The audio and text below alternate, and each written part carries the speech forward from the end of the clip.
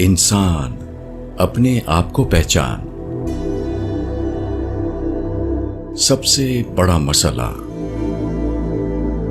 अगर किसी मजलिस में यह सवाल उठाया जाए कि आज इंसान का सबसे बड़ा मसला क्या है, तो मुख्तलिफ लोग इसका मुख्तलिफ जवाब देंगे। कोई कहेगा कि सबसे बड़ा मसला यह है कि एटमी हथियारों का तजुर्बा बंद किया जाए। कोई दुनिया की बढ़ती हुई आबादी को सबसे बड़ा मसला करार देगा। कोई कहेगा कि पैदावार और तकसीम के निज़ाम को दुरुस्त करना ये मौजूदा इंसान का सबसे बड़ा मसला है। गरज तरह तरह के जवाबात सुनाई देंगे। इससे जाहिर होता है कि इंसान अभी इंसान को नहीं जानता। अगर वो अपने आप को जानता तो सबके जवाबात एक होते। सब ये कहते कि आज इंसान का सबसे बड़ा मसला ये है कि इंसान अपनी हकीकत को भूल गया है। वो इस हकीकत से गाफिल है कि उसे एक रोज मरना है और मरने के बाद अपने मालिक के पास हिसाब किताब के लिए जाना है। अगर हम जिंदगी की हकीकत को समझ लें तो हम दुनिया को नहीं बल्कि आखिरत को अपना असल मसला करार देंगे। आज भी दुनिया के बेशतर इंसान खुदा और आखिरत को मानते हैं। ऐसा नहीं है कि वो इसके मुनकिर हो गए हों, मगर इस मानने का कोई ताल्लुक उनके अमल से नहीं है। हकीकी जिंदगी में हर शख्स के सामने सिर्फ ये सवाल है कि वो अपनी आज की दुनिया को किस तरह कामयाब बनाए। अगर हमारी रसदगाहें किसी रोज ये ऐलान कर दें कि जमीन की कुव्वत कशिश खत्म हो गई है और वो 6000 मील फी घंटा की रफ्तार से सूरज की तरफ खींची जा रही है, तो सारी दुनिया में कोहराम मच जाएगा। क्योंकि इस तरह की ये खबर के मायने ये हैं कि चंद हफ्तों के अंदर रुए जमीन से हर किस्म की जिंदगी का खात्मा हो जाए।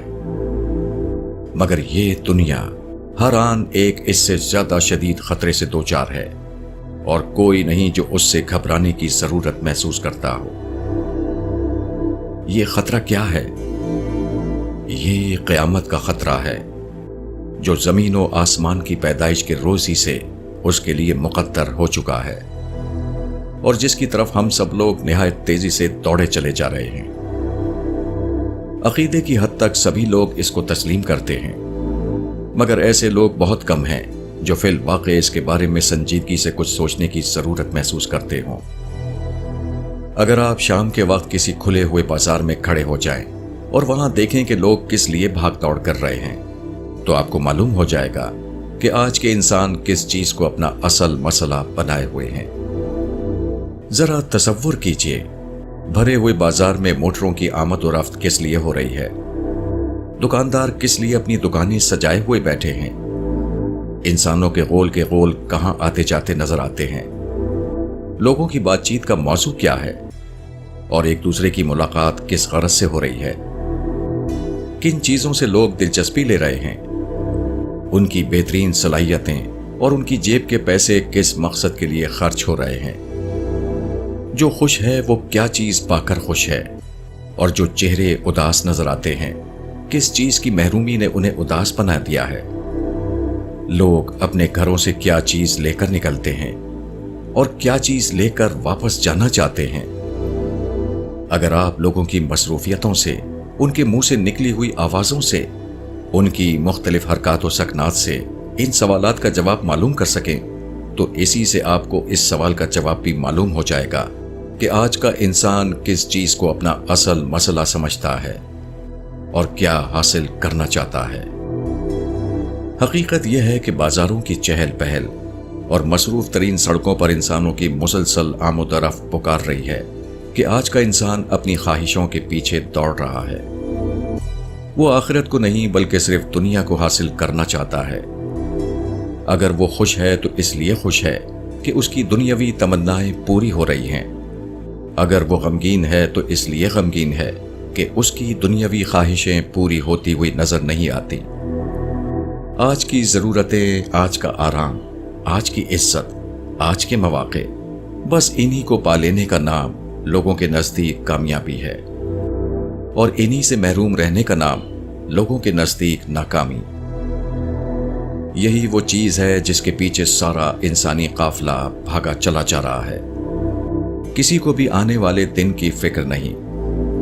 हर शख्स बस आज के पीछे दीवाना हो रहा है। सिर्फ बड़े बड़े शहरों का यह हाल नहीं है, बल्कि जहां भी चंद इंसान बसते हैं और कुछ चलते फिरते लोग मौजूद हैं, उन सब का यही हाल है।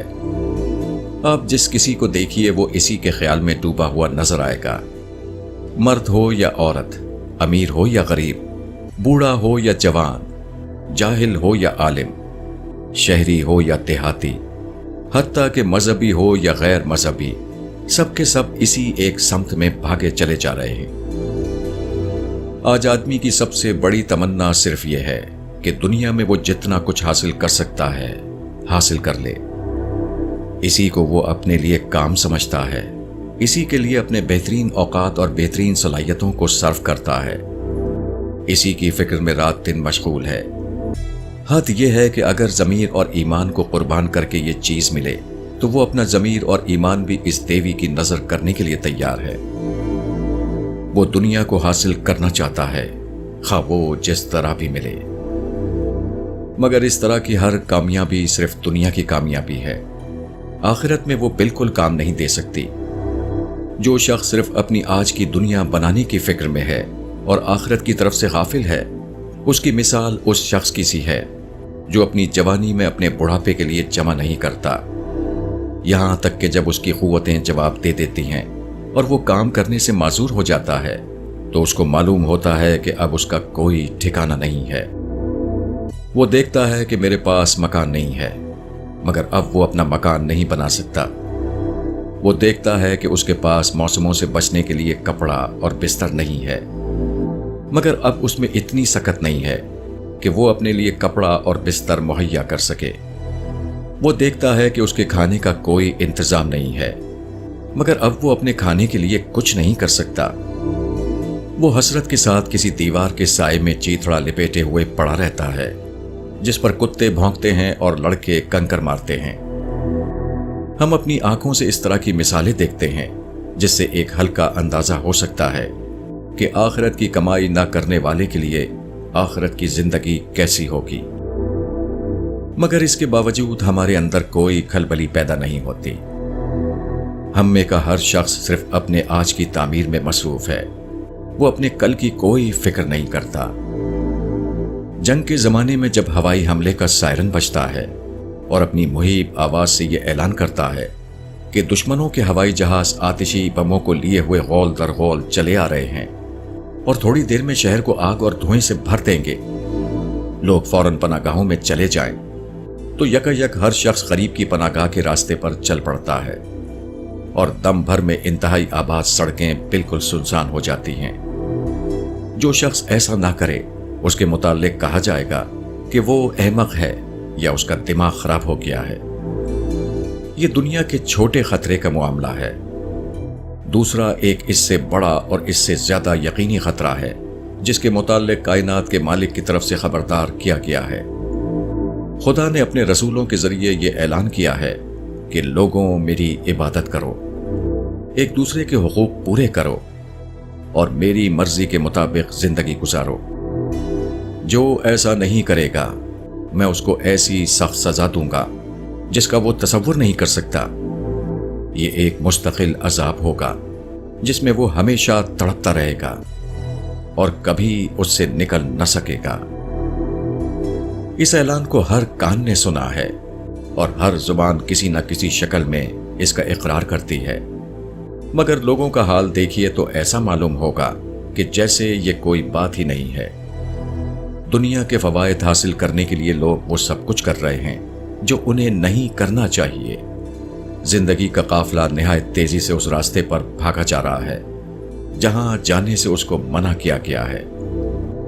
फौजी हेडक्वार्टर से जो सायरन बजता है उस पर अमल करने के लिए फौरन लोग दौड़ पड़ते हैं और मालिक कायनात की तरफ से जिस खतरे का ऐलान किया गया है उससे किसी को परेशानी लाहक नहीं होती। लोग उसकी पुकार पर नहीं दौड़ते। इसकी वजह क्या है? इसकी वजह यह है कि फौजी हेडक्वार्टर का सायरन जिस खतरे का ऐलान करता है उसका ताल्लुक आज की दुनिया से है जिसको आदमी अपनी आंखों से देखता है और उसके नतीजे को फौरन महसूस भी कर लेता है। مگر خدا کی طرف سے جس خطرے کا اعلان کیا گیا ہے وہ مرنے کے بعد پیش آئے گا۔ ہمارے اور اس کے درمیان موت کی دیوار حائل ہے۔ وہ آج کی آنکھوں سے ہمیں نظر نہیں آتا۔ ہم نہ اس کے ہوائی جہازوں کو دیکھتے ہیں، نہ اس کے بموں کو، اور نہ اس کی آگ اور دھوئیں کی بارش کو۔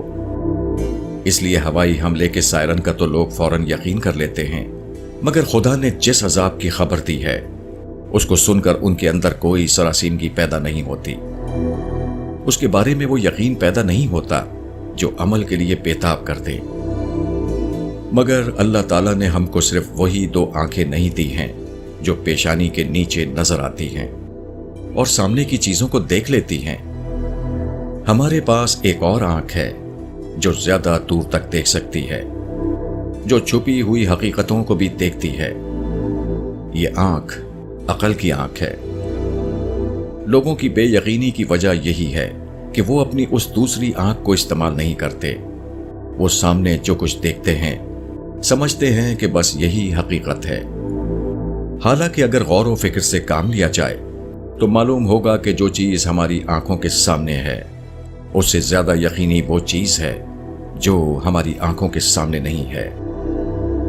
اگر یہ سوال کیا جائے کہ اس کائنات میں وہ کون سی حقیقت ہے جس کو ہر شخص مانتا ہو تو اس کا ایک ہی جواب ہوگا، یعنی موت۔ موت ایک ایسی حقیقت ہے جو ہر بڑے چھوٹے کو تسلیم کرنی پڑتی ہے۔ ہم میں سے ہر شخص جانتا ہے کہ کسی بھی وقت اس کی موت آ سکتی ہے، مگر جب موت کا خیال آتا ہے تو عام طور پر لوگ صرف اتنا سوچتے ہیں کہ میرے مرنے کے بعد میرے بچوں کا کیا ہوگا۔ مرنے سے پہلے تو وہ اپنی زندگی کے بارے میں بہت سوچتے ہیں، مگر مرنے کے بعد انہیں صرف گھر اور بچوں کی فکر ہوتی ہے۔ بچوں کا مستقبل محفوظ کرنے کے لیے تو وہ ساری عمر لگا دیتے ہیں، مگر جو مستقبل خود ان کے سامنے آنے والا ہے اس کی تعمیر کے لیے کوئی کوشش نہیں کرتے۔ گویا ان کے مرنے کے بعد صرف ان کے بچوں کا وجود باقی رہے گا، خود ان کا کوئی وجود نہ ہوگا جس کے لیے انہیں تیاری کرنے کی ضرورت ہو۔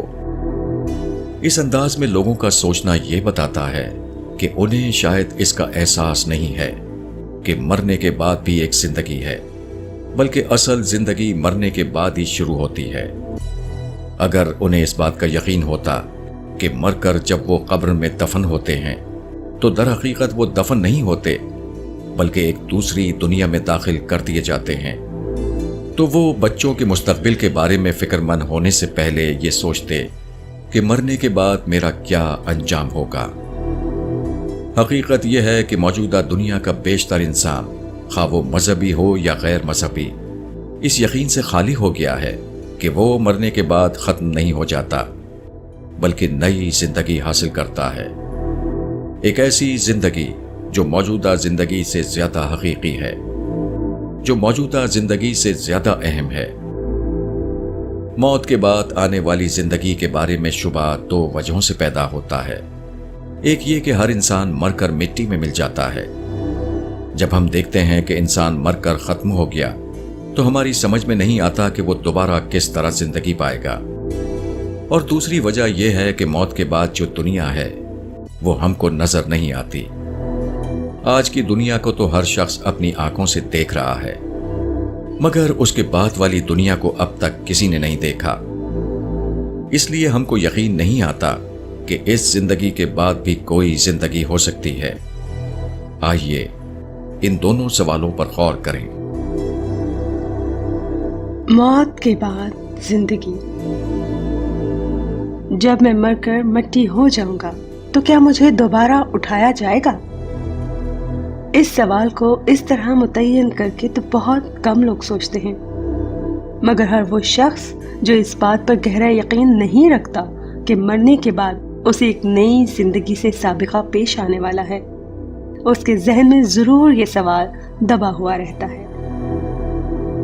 جو شخص آج کی زندگی میں کل کی زندگی کے لیے فکر مند نہیں ہے، وہ اس بات کا ثبوت پیش کر رہا ہے کہ وہ کل کی زندگی کے متعلق شبہ میں مبتلا ہے، خواہ وہ باقاعدہ اس مسئلے پر سوچتا ہو یا نہ سوچتا ہو۔ لیکن اگر ہم سنجیدگی سے غور کریں تو نہایت آسانی سے اس کی حقیقت سمجھ سکتے ہیں۔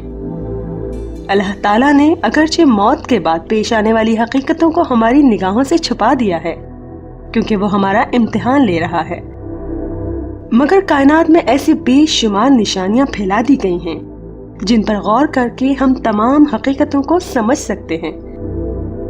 یہ کائنات ایک آئینہ ہے جس میں دوسری دنیا کا عکس نظر آتا ہے۔ آپ جانتے ہیں کہ ہم اپنی موجودہ شکل میں اول روز سے موجود نہیں ہیں۔ انسان کی ابتدا ایک بے شکل حقیر مادے سے ہوتی ہے جو ماں کے پیٹ میں بڑھ کر انسانی شکل اختیار کر لیتا ہے اور پھر باہر آ کر مزید ترقی کر کے پورا انسان بن جاتا ہے۔ ایک بے شعور اور حقیر مادہ جو اتنا چھوٹا ہوتا ہے کہ خالی آنکھ سے دیکھا نہیں جا سکتا، اس کا بڑھ کر 6 فٹ لمبا انسان بن جانا ایک ایسا واقعہ ہے جو روزانہ اس دنیا میں پیش آتا ہے۔ پھر یہ سمجھنے میں آپ کو کیا دقت پیش آتی ہے کہ ہمارے جسم کے اجزاء جو نہایت چھوٹے چھوٹے ذرات بن کر زمین میں منتشر ہو جائیں گے تو دوبارہ وہ پورے انسان کی شکل اختیار کر سکتے ہیں۔ ہر انسان جس کو آپ آج چلتا پھرتا دیکھتے ہیں وہ دراصل انسان کی شکل میں بے شمار ایٹم ہیں جو پہلے ہماری زمین اور ہماری فضا کے اندر نامعلوم وسعتوں میں پھیلے ہوئے تھے۔ پھر ہوا اور پانی اور خوراک نے ان ایٹموں کو لا کر ایک انسانی وجود میں اکٹھا کر دیا، اور اب ہم انہیں منتشر ایٹموں کے مجموعے کو ایک چلتے پھرتے انسان کی شکل میں دیکھ رہے ہیں۔ یہی عمل دوبارہ ہوگا ہمارے مرنے کے بعد۔ ہماری زندگی کے اجزاء ہوا اور پانی اور زمین میں منتشر ہو جائیں گے، اور اس کے بعد جب خدا کا حکم ہوگا تو وہ اسی طرح اکٹھا ہو کر ایک وجود کی شکل میں مجسم ہو جائیں گے جس طرح وہ پہلی بار مجسم ہوئے تھے۔ ایک واقعہ جو ہو چکا ہے وہی اگر دوبارہ ظہور میں آئے تو اس میں تعجب کی کون سی بات ہے؟ خود مادی دنیا میں ایسی مثالیں موجود ہیں جو اس حقیقت کی طرف اشارہ کرتی ہیں کہ زندگی کو دوسری بار دہرایا جا سکتا ہے۔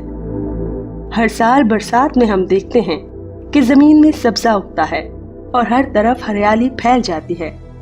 پھر گرمی کا زمانہ اس کے لیے موت کا پیغام بن کر آتا ہے اور ساری زمین خشک ہو جاتی ہے۔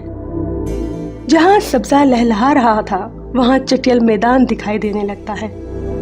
اس طرح ایک زندگی پیدا ہو کر مر جاتی ہے، لیکن اگلی بار جب برسات کا موسم آتا ہے اور آسمان سے بارش ہوتی ہے تو وہی مرے ہوئے سبزے دوبارہ جی اٹھتے ہیں اور خشک زمین پھر سبزہ زار نظر آنے لگتی ہے۔ اسی طرح انسان بھی مرنے کے بعد زندہ کیے جائیں گے۔ ایک اور پہلو سے دیکھیے، زندگی بعد موت کے بارے میں شبہ اس لیے پیدا ہوتا ہے کہ ہم اپنا تصور موجودہ جسمانی وجود کی شکل میں کرتے ہیں۔ ہم سمجھتے ہیں کہ خارج میں جو ایک چلتا پھرتا جسم دکھائی دیتا ہے یہی اصل انسان ہے، اور جب یہ سڑ گل جائے گا اور اس کے اجزاء مٹی میں مل چکے ہوں گے تو اس کو دوبارہ کس طرح مجسم کر کے کھڑا کیا جا سکتا ہے؟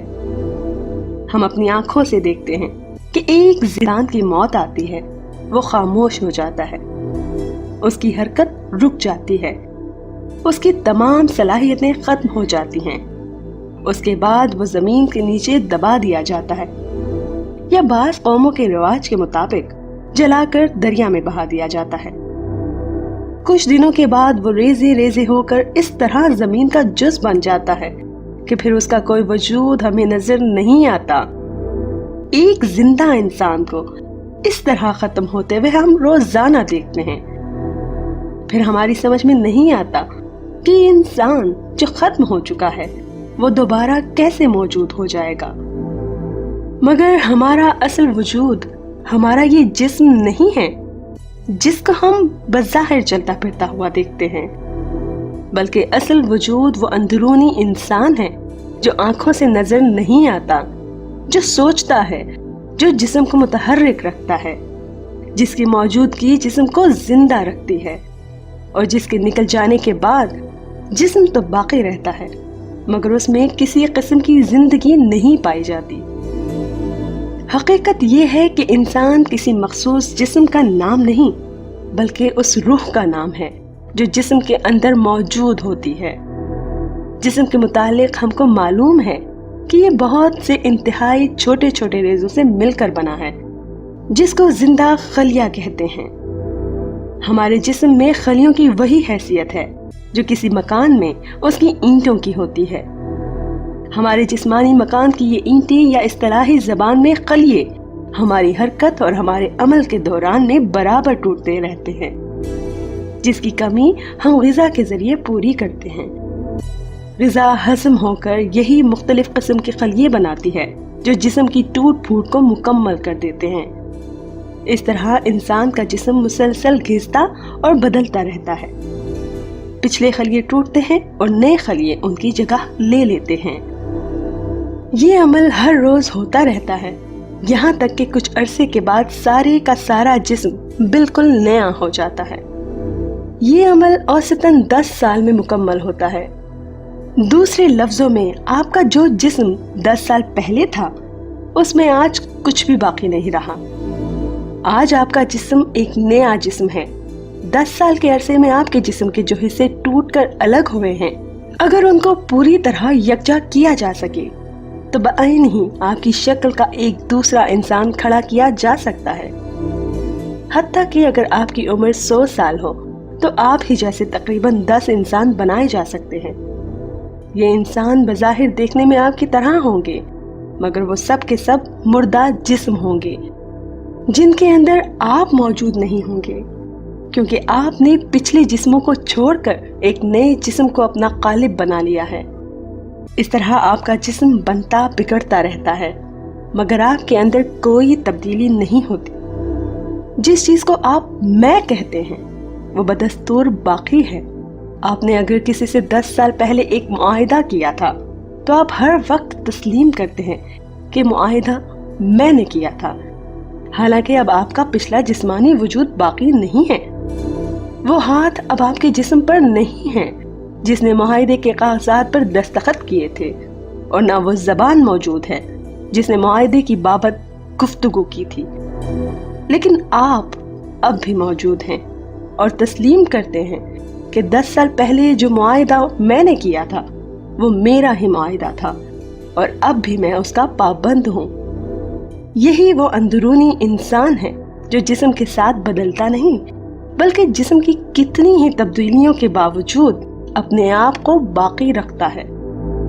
इससे साबित हुआ कि इंसान किसी खास जिस्म का नाम नहीं जिसके मरने से इंसान भी मर जाए, बल्कि वो एक ऐसी रूह है जो जिस्म से अलग अपना वजूद रखती है और जिस्म के अज्जा मुंतशर होने के बाद भी बदस्तूर बाकी रहती है। जिस्म के बदलने और रूह के ना बदलने में इस हकीकत का साफ इशारा मौजूद है कि जिस्म फानी है मगर रूह फानी नहीं। बाज़ नादान लोग ये कहते हैं कि जिंदगी और मौत नाम है कुछ मादी अज्जा के इकट्ठे होने और फिर मुंतशिर हो जाने का। इन अज्जा के मिलने से जिंदगी बनती है और उनके अलग हो जाने से मौत वाक़या होती है। इसी नजरिए को चकबत ने इन लफ्ज़ों में अदा किया है, जिंदगी क्या है अनासिर में ज़ुहूर तरतीब, मौत क्या है इन्हीं अज्जा का परेशान होना। मगर ये एक ऐसी बात है जिसका इल्म से कोई ताल्लुक नहीं। अगर ज़िंदगी महज अनासिर में ज़ुहूर तरतीब का नाम है तो उसको उस वक्त तक बाकी रहना चाहिए जब तक अनासिर की ये तरतीब मौजूद है, और ये भी मुमकिन होना चाहिए कि कोई होशियार साइंसदान इन अनासिर को यकजा करके ज़िंदगी पैदा कर सके। मगर हम जानते हैं कि ये दोनों बातें नामुमकिन हैं। हम देखते हैं कि मरने वालों में सिर्फ वही नहीं जिनको कोई ऐसा हादसा पेश आए जो इनके जिस्म के टुकड़े टुकड़े कर दे, बल्कि हर हालत में और हर उम्र के लोग मरते हैं। बास मर्तबा तो अच्छे खासे तंदुरुस्त इंसान के दिल की हरकत यकायक इस तरह बंद हो जाती है, कोई डॉक्टर बता नहीं पाता कि ऐसा क्यों हुआ। हम देखते हैं कि मरने वाले का जिस्म अपनी साबिका हालत में लेटा हुआ है। दूसरे लफ्ज़ों में अनासिर का तरतीबी ज़ुहूर मुकम्मल तौर पर मौजूद है, मगर उसके अंदर जो रूह थी وہ نکل چکی ہے۔ سارے عناصر اسی خاص ترتیب کے ساتھ اب بھی موجود ہوتے ہیں جو اب سے چند منٹ پہلے تھے، مگر اس کے اندر زندگی موجود نہیں ہوتی۔ یہ واقعہ ظاہر کرتا ہے کہ مادی عناصر کی ترتیب زندگی پیدا نہیں کرتی، بلکہ زندگی اس سے الگ ایک چیز ہے جو اپنا مستقل وجود رکھتی ہے۔ کسی لیبارٹری میں زندہ انسان نہیں بنایا جا سکتا، اگرچہ جسم کی شکل ہر وقت بنائی جا سکتی ہے۔ یہ معلوم ہو چکا ہے کہ زندہ جسم کے اجزاء بالکل معمولی کیمیاوی ایٹم ہوتے ہیں۔ اس میں کاربن وہی ہے جو ہم کالک میں دیکھتے ہیں، ہائیڈروجن اور آکسیجن وہی ہے جو پانی کی اصل ہے، نائٹروجن وہی ہے جس سے کرۂ ہوا کا بیشتر حصہ بنا ہے، اور اسی طرح دوسری چیزیں۔ مگر کیا ایک زندہ انسان محض معمولی ایٹموں کا ایک خاص مجموعہ ہے جو کسی غیر معمولی طریقے سے ترتیب دے دیا گیا ہے، یا وہ اس کے علاوہ کچھ اور ہے؟ سائنسدان کہتے ہیں کہ اگرچہ ہم یہ جانتے ہیں کہ انسان کا جسم فلاں مادی اجزاء سے مل کر بنا ہے، مگر انہی اجزاء کو یکجا کر کے ہم زندگی پیدا نہیں کر سکتے۔ دوسرے لفظوں میں ایک زندہ انسان کا جسم محض بے جان ایٹموں کا مجموعہ نہیں ہے، بلکہ وہ ایٹم اور زندگی دونوں ہیں۔ مرنے کے بعد ایٹموں کا مجموعہ تو ہمارے سامنے موجود رہتا ہے، مگر زندگی اس سے رخصت ہو کر دوسری دنیا میں چلی جاتی ہے۔ اس تفصیل سے یہ بات واضح ہو جاتی ہے کہ زندگی مٹنے والی چیز نہیں ہے، بلکہ باقی رہنے والی چیز ہے۔ اب ہم سمجھ سکتے ہیں کہ زندگی کے بعد موت کا نظریہ کس قدر عقلی اور فطری نظریہ ہے۔ یہ حقیقت پکار رہی ہے کہ زندگی صرف وہی نہیں ہو سکتی جو موت سے پہلے نظر آتی ہے، بلکہ مرنے کے بعد بھی ہمیں زندہ رہنا چاہیے۔ ہماری عقل تسلیم کرتی ہے کہ یہ دنیا اور اس کی عمر فانی ہے، مگر انسان ایک ایسا وجود ہے جو اس کے بعد بھی باقی رہتا ہے۔ جب ہم مرتے ہیں تو در حقیقت مرتے نہیں، بلکہ زندہ رہنے کے لیے دوسری دنیا میں چلے جاتے ہیں۔ موجودہ زندگی ہماری مسلسل عمر کا محض ایک مختصر وقفہ ہے۔ دوسری دنیا۔ اب اس سوال پر غور کیجئے کہ دوسری زندگی کیسی ہوگی۔ خدا کے رسول صلی اللہ علیہ وسلم کہتے ہیں کہ وہاں جنت اور دوزخ ہے۔ ہر شخص جو مرتا ہے وہ ان دو میں سے کسی ایک کے اندر داخل کیا جاتا ہے۔ جو شخص آج کی دنیا میں خدا کا فرما بردار ہوگا اور نیک عمل کرے گا، اس کو جنت کی آرام گاہ میں جگہ ملے گی، اور جو بد کردار اور خدا کا نافرمان ہوگا اس کو جہنم کی تکلیفوں میں ڈالا جائے گا۔ اس کو سمجھنے کے لیے اس حقیقت پر غور کیجئے کہ انسان جو کام بھی کرتا ہے اس کی دو حیثیتیں ہوتی ہیں۔ ایک یہ کہ وہ ایک واقعہ ہے، جیسے کہ بہت سے واقعات ہوتے ہیں، اور دوسرے یہ کہ وہ کسی خاص ارادے کے تحت کیا گیا ہے۔ پہلی حیثیت کو ہم واقعاتی کہہ سکتے ہیں اور دوسری کو اخلاقی۔ ایک مثال سے اس کی مزید وضاحت ہو جائے گی۔ اگر کسی درخت پر کوئی پتھر اٹکا ہوا ہو، آپ اس کے نیچے سے گزریں اور یکا پتھر آپ کے اوپر گر پڑے اور آپ کا سر ٹوٹ جائے، تو آپ درخت سے لڑائی نہیں کریں گے، نہ اس پر خفا ہوں گے، بلکہ خاموشی سے اپنا سر پکڑے ہوئے گھر چلے جائیں گے۔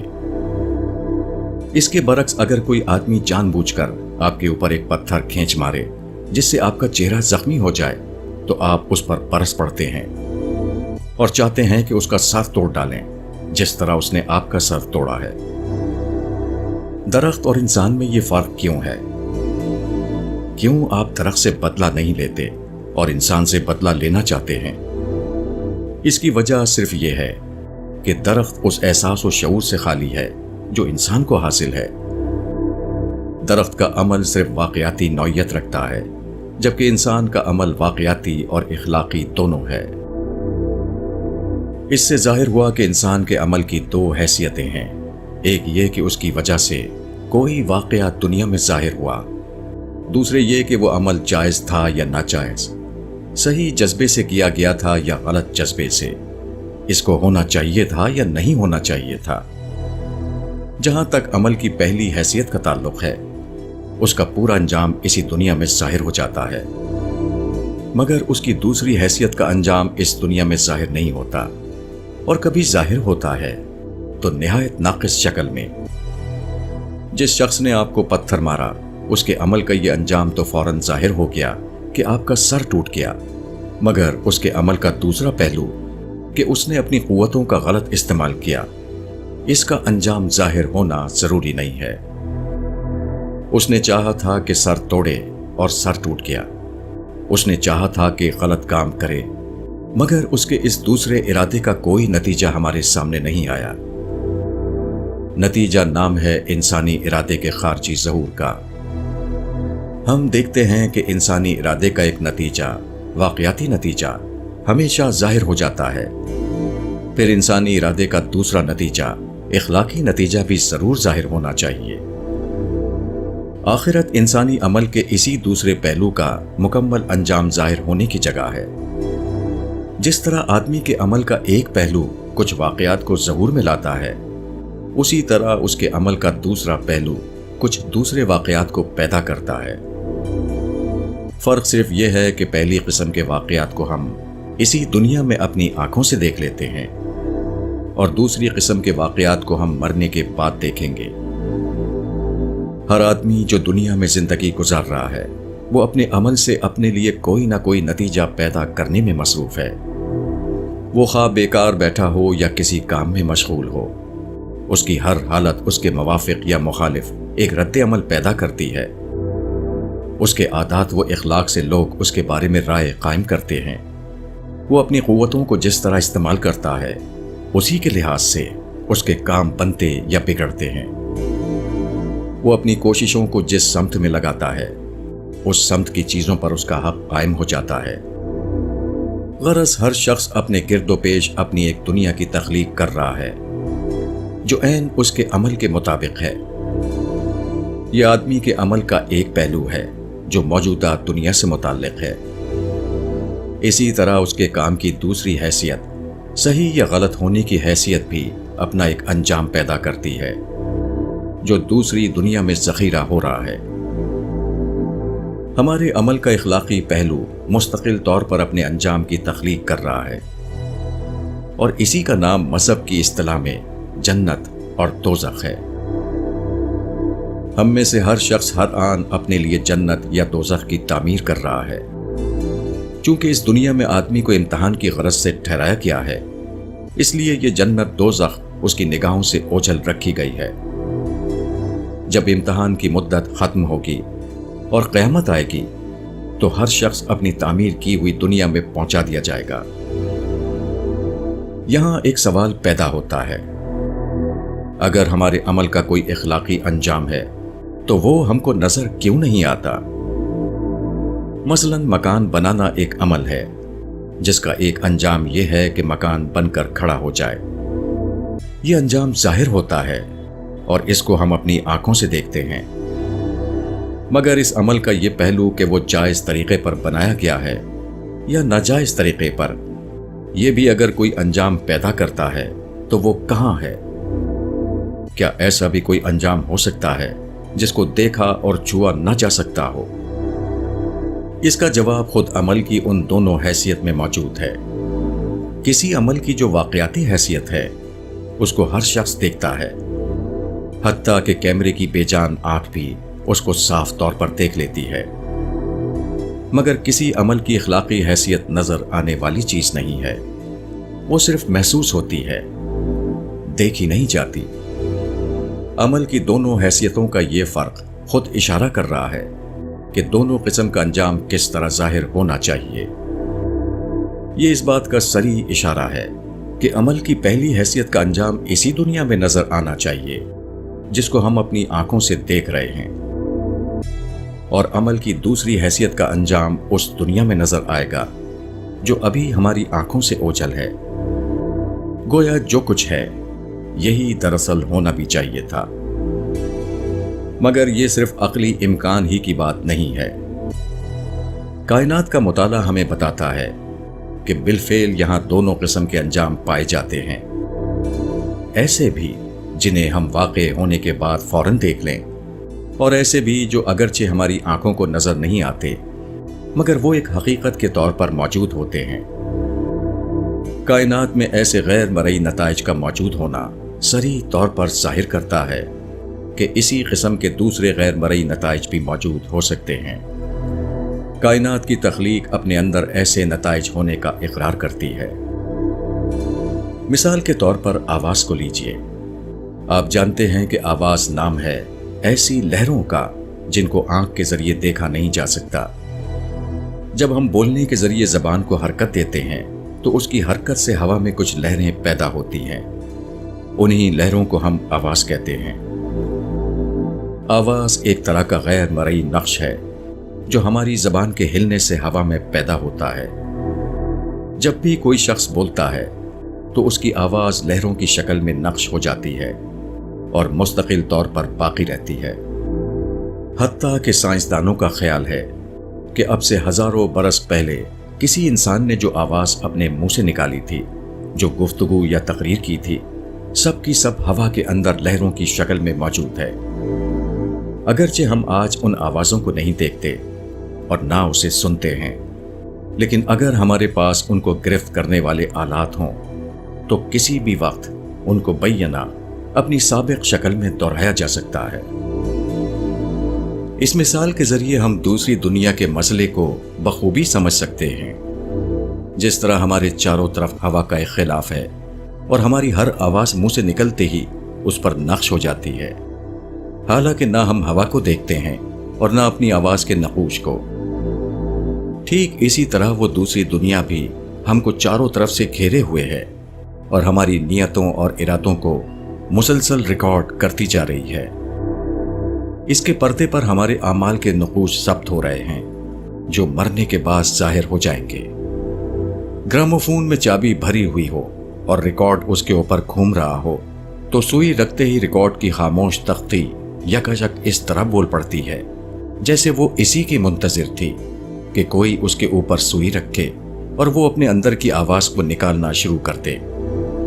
اسی طرح ہمارے تمام اعمال کا ریکارڈ تیار ہو رہا ہے، اور جب کائنات کا مالک حکم دے گا تو سارا ریکارڈ اس طرح ہمارے سامنے آ جائے گا کہ اس کو دیکھ کر آدمی بے اختیار کہے گا، یہ کیسی کتاب ہے؟ میرا چھوٹا بڑا کوئی عمل ایسا نہیں ہے جو اس نے محفوظ نہ کر لیا ہو۔ آخری بات اوپر جو بیان کیا گیا ہے، اب آخر میں ایک بار پھر اس کو اپنے ذہن میں دہرا لیجئے۔ آپ کی زندگی ایک نہایت طویل اور مسلسل زندگی ہے۔ موت اس زندگی کی آخری حد نہیں ہے بلکہ اس کے دوسرے دور کی ابتدا ہے۔ موت ہماری زندگی کے دو مرحلوں کے درمیان حد فاصل قائم کرتی ہے۔ اس کو مثال کے طور پہ یوں سمجھیے کہ کسان ایک فصل بوتا ہے، اس پر کوشش کرتا ہے، اپنا سرمایہ اس میں لگاتا ہے، یہاں تک کہ فصل تیار ہو کر سوکھ جاتی ہے۔ اس وقت وہ اسے کاٹ لیتا ہے تاکہ اس سے غلہ حاصل کر کے اپنی سال بھر کی خوراک کا انتظام کرے۔ فصل کا کٹنا فصل کے ایک دور کا ختم ہونا اور اس کے دوسرے دور کا آغاز ہونا ہے۔ اس سے پہلے بونا اور فصل کو تیار کرنا تھا، اس کے بعد اس کا پھل حاصل کرنا اور اس سے اپنی ضرورت پوری کرنا ہے۔ فصل کٹنے سے پہلے صرف کوشش اور خرچ تھا، اور فصل کٹنے کے بعد صرف اپنی محنت کا نتیجہ پانا اور اس سے فائدہ اٹھانا ہے۔ ٹھیک یہی حال ہماری زندگی کا بھی ہے۔ ہم اس دنیا میں اپنی آخرت کی فصل تیار کر رہے ہیں۔ ہم میں سے ہر شخص آخرت میں اپنا ایک کھیت رکھتا ہے جس میں وہ یا تو کاشت کر رہا ہے یا اس کو خالی چھوڑے ہوئے ہے۔ اس نے یا تو خراب بیج استعمال کیے ہیں یا اچھے بیج ڈالے ہیں۔ اس نے بیج ڈال کر یا تو اسے چھوڑ دیا ہے یا وہ بیج ڈالنے کے بعد مسلسل اس کی نگرانی کر رہا ہے۔ اس نے یا تو کانٹوں کی فصل بوئی ہے یا پھل اور پھول اگائے ہیں۔ وہ یا تو اپنی ساری قوت اس کھیتی کو بہتر بنانے میں لگائے ہوئے ہے یا دوسرے غیر متعلق مشاغل اور دلچسپیوں میں بھی وہ اپنا وقت ضائع کر رہا ہے۔ اس فصل کی تیاری کی مدت اس وقت تک ہے جب تک ہم کو موت نہیں آتی۔ موت آخرت کی فصل کاٹنے کا دن ہے۔ جب اس دنیا میں ہماری آنکھ بند ہوگی تو دوسری دنیا میں ہماری آنکھ کھلے گی۔ وہاں ہماری عمر بھر کی تیار کی ہوئی کھیتی ہمارے سامنے ہوگی۔ یاد رکھیے، کاٹنے کے دن وہی کاٹتا ہے جس نے کاٹنے سے پہلے کھیتی کی ہو، اور وہی چیز کاٹتا ہے جو اس نے اپنے کھیت میں بوئی تھی۔ اسی طرح آخرت میں ہر شخص کو وہی فصل ملے گی جو اس نے موت سے پہلے تیار کی ہے۔ ہر کسان جانتا ہے کہ اس کے گھر میں ٹھیک اتنا ہی غلہ آئے گا جتنا اس نے محنت کی ہے، اور وہی چیز آئے گی جو اس نے بوئی تھی۔ اسی طرح آخرت میں بھی آدمی کو اسی کے بقدر ملے گا جتنی اس نے جد و جہد کی ہے، اور وہی کچھ ملے گا جس کے لیے اس نے کوشش کی ہو۔ موت کوشش کی مدت ختم ہونے کا آخری اعلان ہے، اور آخرت اپنی کوششوں کا انجام پانے کی آخری جگہ۔ موت کے بعد نہ دوبارہ کوشش کرنے کا موقع ہے، اور نہ آخرت کبھی ختم ہونے والی ہے۔ کتنا سنگین ہے یہ واقعہ! کاش انسان موت سے پہلے اس حقیقت کو سمجھ لے، کیونکہ موت کے بعد سمجھنا کچھ بھی کام نہ آئے گا۔ موت کے بعد ہوشیار ہونے کے معنی صرف یہ ہیں کہ آدمی اس بات پر افسوس کرے کہ اس نے ماضی میں کتنی بڑی غلطی کی ہے، ایک ایسی غلطی جس کی اب کوئی تلافی نہیں ہو سکتی۔ انسان اپنے انجام سے غافل ہے، حالانکہ زمانہ اس کو نہایت تیزی سے اس وقت کی طرف لے جا رہا ہے جب فصل کٹنے کا وقت آ جائے گا۔ وہ دنیا کے حقیر فائدوں کو حاصل کرنے میں مصروف ہے اور سمجھتا ہے کہ میں کام کر رہا ہوں، حالانکہ دراصل وہ اپنے قیمتی اوقات کو ضائع کر رہا ہے۔ اس کے سامنے ایک عظیم موقع ہے جس کو استعمال کر کے وہ اپنے لیے ایک ناقابل قیاس حد تک شاندار مستقبل بنا سکتا ہے، مگر وہ کنکریوں سے کھیل رہا ہے۔